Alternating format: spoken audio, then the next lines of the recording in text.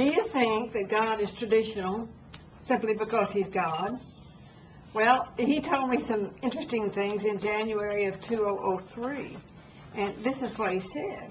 He said, "My gifts to you may look strange and weird and unconventional.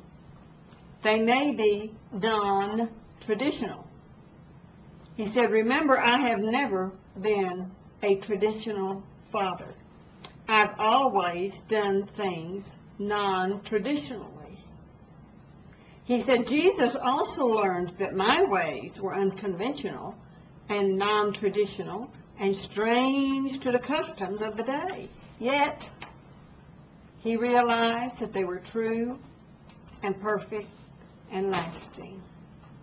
Men have often refused to accept my gifts," said God, "because they were visually unappealing or were unacceptable to their own customs and traditions. But the ways of Jesus were being rejected and are still being rejected because He was non-traditional. The Holy Spirit is still being rejected by men because of His inability to fit into a traditional mold." God said people have missed out on the miracles of new life and healing and all the gifts of the Spirit because their traditions have bound them.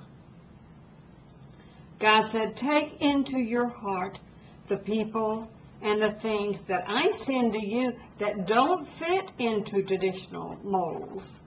They will be my greatest gifts to you."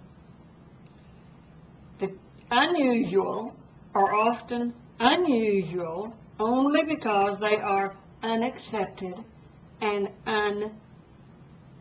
rejected, because they are unaccepted and rejected by men alone.